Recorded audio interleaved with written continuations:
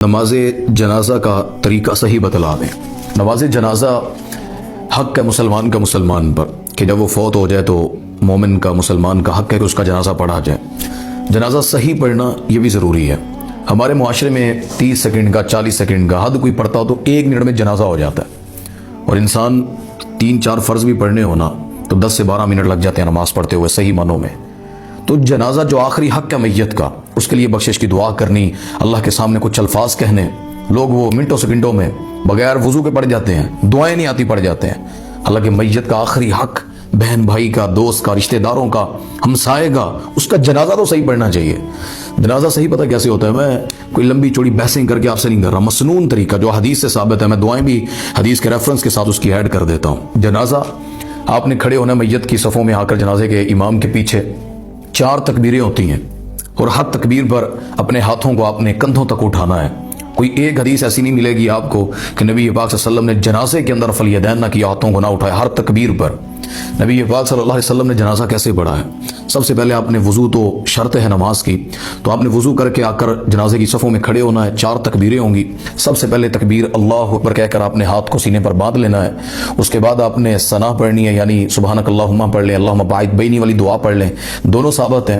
پھر آپ نے سورۃ الفاتحہ پڑھنی ہے۔ پھر قرآن کا کچھ حصہ جو امام پڑھے گا وہ آپ نے سننا ہے، اگر وہ اونچی پڑھ رہا ہے، یہ بھی مسئلہ ہے۔ جنازہ اونچی بھی پڑھنا چاہیے ہمارے معاشرے میں، کیونکہ لوگوں کو آتا نہیں ہے، تو بہتر ہے کہ اونچا پڑھا جائے، یہ بھی ثابت ہے۔ اور جو دل میں پڑھتا ہے تو وہ سب کو پڑھنا چاہیے، ان کو یہ دعائیں خود یاد کر لینی چاہیے۔ تو آپ نے قرآن کا حصہ سننا ہے اگر امام اونچا پڑھ رہا ہے، اگر امام اونچا نہیں پڑھ رہا تو پھر آپ نے قرآن کی کوئی چھوٹی سی سورت کو حصہ ساتھ ملا لینا ہے۔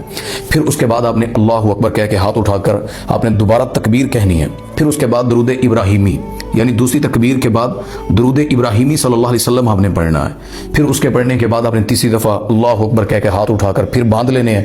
تیسری تکبیر کے بعد آپ نے میت کے لیے دعائیں کرنی ہیں۔ اس میں میت کے لیے آپ نے بہت ساری دعائیں کرنی ہیں، جتنی مانگیں کوئی مسئلہ نہیں ہے، لیکن جو لازمی ہے، جو مانگی گئی ہیں وہ تو کم از کم مانگیں ہر اس میت کے لیے جو آخری اس کا حق ہے۔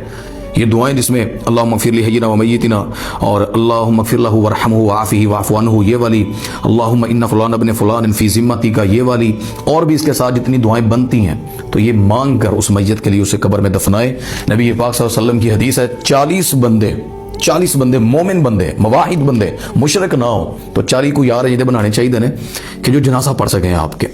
تو 40 بندے جس میت کے لیے اس کی دعا کر دینا، اور میت مشرک نہ ہو اور پڑھنے والے مشرک نہ ہو، تو اللہ تعالیٰ اس میت کو اس جنازے پر معاف کر دیتے ہیں۔ تو یہ دعائیں پڑھنے کے بعد آپ نے پھر اللہ اکبر کہنا، چوتھی تکبیر پر ہاتھ اٹھانے ہیں، اور اس کے بعد آپ نے سلام پھیر لینا ہے۔ سلام ایک طرف بھی حدیث ہے، دونوں طرف بھی پھیر لیں، کوئی حرج نہیں ہے۔